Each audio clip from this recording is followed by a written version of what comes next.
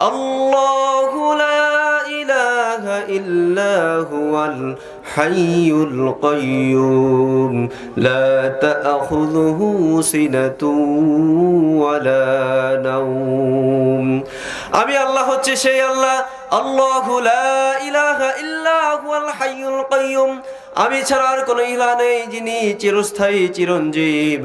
লা তা'খুযুহু সিনাতুন ওয়ালা নাওম, যার কখনো নিদ্রা এবং ঘুম যাকে কখনো স্পর্শ করতে পারে। আমরা সারাটি রাত ঘুমিয়ে থাকি, আল্লাহ ঘুমান না। আল্লাহ জেগে জেগে বান্দাকে পাহারা দেন সব রকমের অনিষ্টতা থেকে, সব রকমের খারাপি থেকে, সব রকমের বিপদ আপদ থেকে বান্দাকে আল্লাহ পাহারা দিয়ে রাখেন।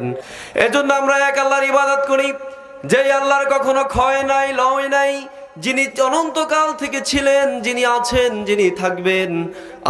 যখন আমি রূহ জগতের মধ্যে ছিলাম, তখন আল্লাহ তাআলা আমাকে তিনি জিজ্ঞেস করতেছিলেন, আলাস্তু বিরাব্বিকুম, আমি কি তোমাদের প্রভু নই? আমরা সকলে এক বাক্যে উত্তর দিয়েছিলাম, ক্বালু বালা, অবশ্যই আপনি আমাদের প্রভু।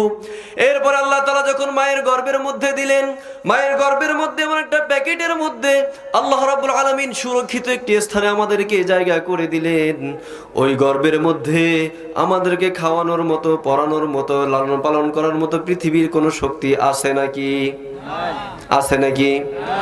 ওই গর্ভের মধ্যে আল্লাহ তাআলা মায়ের নারীর সাথে আমাদের নারীর কানেকশন করে আল্লাহ তাআলা আমাদেরকে মায়ের গর্ভের মধ্যে খাইয়েছেন।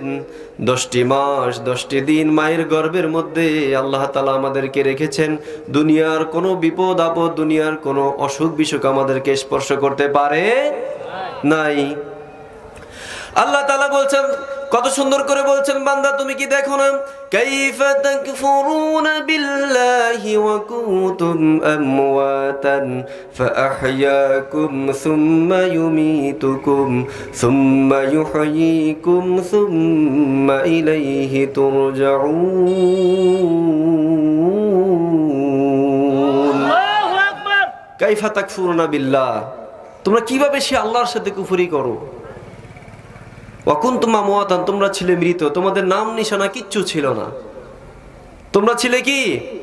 মৃত। আল্লাহ তাআলা বলছেন, হাল আতা আলাল ইনসানি হিনুম মিনাদ দাহরি লাম ইয়াকুন শাইআম মাযকুরা। বান্দা, এমন একটা সময় ছিল যখন তোমার নিজের অস্তিত্ব বলতে, নাম বলতে, যশ খ্যাতি বলতে তোমার কিছুই ছিল না। এমন একটা সময় তুমি অতিক্রম করে এসেছো, তুমি কিছুই ছিলে না। অতঃপর আমি আল্লাহ তাআলা তোমার বাবার 1 ফোঁটা নাপাক পানি থেকে মায়ের গর্ভের মধ্যে দিয়ে তোমাকে আমি সৃষ্টি করেছি। 10 মাস 10 দিন তোমাকে মায়ের গর্ভের মধ্যে রেখেছি। সহি সালামতে মায়ের গর্ভের মধ্যে তোমাকে নারীর সাথে নারীর কানেকশন দিয়ে আমি আল্লাহ তোমাদেরকে খাওয়াইছি।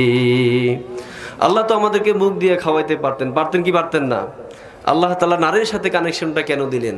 কারণ মায়ের গর্ভের মধ্যে আমরা নারীর সাথে নারীর কানেকশনে রক্ত মাংস খেয়ে আমরা বড় হয়েছি। তো মুখ দ্বারা যদি আমরা রক্ত মাংস খেতাম, তাহলে আমাদের মুখটা অপবিত্র হয়ে যেত। আল্লাহ তাআলা আমাদের মুখটাকে পবিত্র রাখার জন্যে এই মুখ দিয়ে আমার বান্দা দুনিয়াতে গিয়ে বিড়ি টেনে সিগারেট খেয়ে মুখটাকে কালো করে ফেলবে, এজন্য আল্লাহ তাআলা মায়ের গর্ভের মধ্যে মুখের মাধ্যমে খাওয়ায় নাই নাকি? হ্যাঁ, আপনারা মনে আমার কথা বুঝতেছেন না। আল্লাহ তাআলা মুখটাকে পবিত্র রেখেছেন কোন জন্য? যে দুনিয়াতে গিয়ে আমি পেটের মধ্যে, মায়ের পেটের মধ্যে মুখটাকে পবিত্র করে রাখলাম, মুখ দ্বারা রক্ত অপবিত্র জিনিস তাকে খাওয়াইলাম না, এজন্যে যে দুনিয়াতে গিয়ে সে বিড়ি সিগারেট মদ গাঞ্জা খেয়ে এই মুখটাকে অপবিত্র করে ফেলবে, এজন্যে। যেই আল্লাহ তাআলা মুখটাকে মায়ের পেটের মধ্যে পবিত্র রাখলেন, সেই মুখ দ্বারা আপনি আমি কিভাবে এই বিড়ি নেশা জাতীয় দ্রব্য, বিড়ি সিগারেট কিভাবে আমরা এই মুখ লাগাই? আল্লাহ তাআলা আমাদেরকে হেফাজত করুক। বিড়ি না খেলে ঘুম ধরে না? হ্যাঁ, বিড়ি না খেলে ঘুম ধরে না? কে বলছে ঘুমের আগে আয়াতুল কুরসি পড়ে ঘুমাবেন? 33 বার সুবহানাল্লাহ, 33 বার আলহামদুলিল্লাহ, 34 বার আল্লাহু আকবার পড়ে ঘুমাবেন। এমন ঘুম দিবেন মনে হবে যে ট্রেনের বাঁশির হর্ন আপনার নাকের কাছে ফেল হয়ে যাবে। আর যদি পেটের মধ্যে হারাম খাওয়া থাকে, সুদ ঘুষ খায়া, পরের হক ঠগায় খায়া, ওই অন্যের হক মেরে খেয়ে, অন্যের জমিন আত্মসাৎ করে, বনের জমিন আত্মসাৎ করে আমাদের সমাজে বোনদের জমিন মেরে খায় এমন ভাই সমাজে আছে না নাই? বহু আছে এরকম। অন্যের জমিন ক্ষমতার অপব্যবহার করে বুক দখল করে, সুদ ঘুষ খেয়ে পেটটাকে এত বড় বানিয়ে ফেলে, যার কারণে রাত্রে ঘুমের ট্যাবলেট 5টা খাইলেও তার রাত্রে ঘুমে ধরে। আবার একজন দিন মজুর যে হালাল ভাবে মাথার ঘাম পায়ে ফেলে সারাদিন প্যাডেল রিক্সা চালিয়ে সে ইনকাম করে, আয় রোজগার করে, সারাদিন মাটি কাটে, ধান চাষ করে, ক্ষেত খামারে কাজ করে, ঘাম ঝরিয়ে উপার্জন করে, এমন শ্রমিক যখন দিন শেষে ঘরে ফিরে রাত্রে খাবারটা খেয়ে যখন ঘুমায়, এমন ঘুম দেয় ফজরের আজান কোন দিক দিয়ে যায় সে কোনো টের পায়। এত সুন্দর ঘুম, কারণ হারামের মধ্যে কোনো আরাম নাই। যারা হালাল পন্থায় জীবনযাপন করে, সারাদিন কাজ করে যারা, তাদেরকে যায় বলেন যে ঘুম আসে না, আসে না। আর যারা ওই যে হারাম খেয়ে পেটটা বড় করে রাখছে, তাদের তো ঘুম আসবে না, কারণ লক্ষ লক্ষ হাজার হাজার মানুষের বদ্দোয়া আর অভিশাপ তাদের মধ্যে আছে, ঠিক কিনা? মানুষের ভোটাধিকারকে হরণ করে, মানুষের ক্ষমতার বলে মানুষের জায়গা জমি সবকিছু লুটপাট করে খাবা। তুমি মনে করছো যে তুমি শান্তিতে ঘুমাবা না, আল্লাহ তাআলা তোমার ইহকালে তোমাকে লাঞ্ছিত করবে, পরকালেও তোমাকে কঠিন আযাবের সম্মুখীন হতে হবে, কথা ঠিক কিনা? এজন্য আমাদের জীবন চলে যাবে, ক্ষুধার তাড়নায় মারা যাব, তবু অন্যায়ভাবে অন্য কারো হক আমরা মেরে খেতে যাব। আল্লাহ তাআলা আমাদেরকে তৌফিক দান করুক, আমিন। যে কথা বলতেছিলাম, মায়ের গর্ভের মধ্যে আল্লাহ রাব্বুল আলামিন আমাদেরকে 10টি মাস 10টি দিন রেখেছেন।